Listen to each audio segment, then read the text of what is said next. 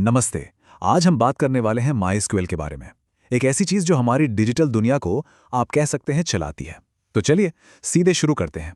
कभी सोचा है कि स्कूल में इतने सारे स्टूडेंट्स का नाम, क्लास, उनके मार्क्स, ये सब कैसे ट्रैक होता है? हजारों बच्चों का रिकॉर्ड। ये कोई जादू नहीं है, इसके पीछे है एक बहुत ही पावरफुल टूल जिसे हम कहते हैं डेटाबेस। और बस यहीं पर माइस्क्यूएल जैसे सिस्टम्स की एंट्री होती है। सोचिए, एक ऐसा डिजिटल स्टोर रूम जो एकदम सुपर ऑर्गेनाइज्ड हो।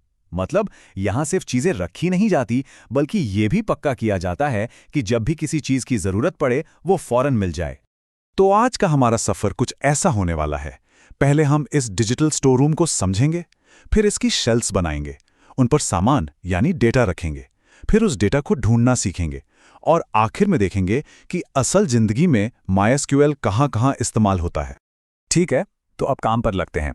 कुछ भी बनाने से पहले अपने टूल्स को समझना जरूरी है ना?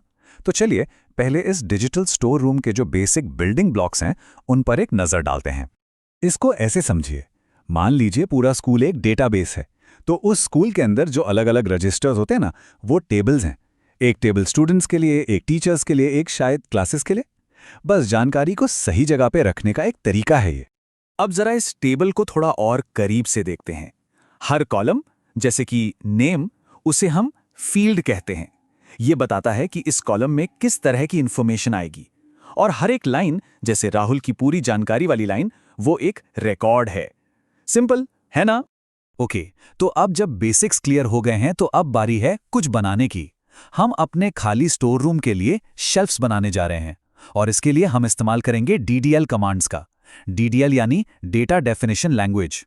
हमारा सबसे पहला टूल है क्रिएट टेबल कमांड। ये बिल्कुल वैसा ही है जैसे हम अपने स्टोर रूम के लिए खाली शेल्फ बना रहे हो।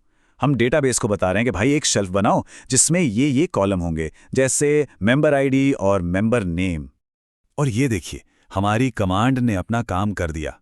हमारे पास एक खाली टेबल है जिसमें कॉलम के नाम लिखे हैं, बस डेटा भरने का इंतजार है। तो शेल्फ तो बन गई। अब क्या? बिल्कुल, शेल्फ तैयार है, तो अब उस पर सामान रखने की बारी है। और इस काम के लिए हम यूज करेंगे डीएमएल कमांड्स। डीएमएल का मतलब है डेटा मैनिपुलेशन लैंग्वेज। ये कमांड्स असली डेटा के साथ डील करते हैं। डीएमएल में मोटे तौर पर 3 मेन काम होते हैं। इंसर्ट, इससे हम नया रिकॉर्ड डालते हैं, जैसे कोई नया स्टूडेंट आया हो। अपडेट, इससे हम पुरानी जानकारी को बदलते हैं, मान लीजिए किसी का एड्रेस बदल गया।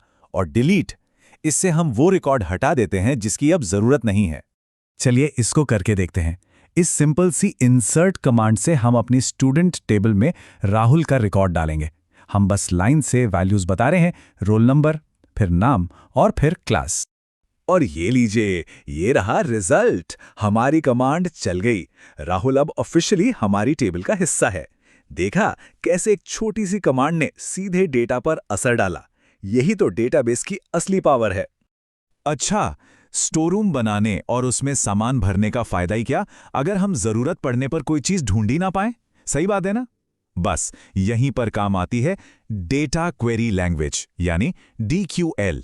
और इसका सबसे बड़ा टूल है पावरफुल सिलेक्ट कमांड। अब यहां असली जादू होता है।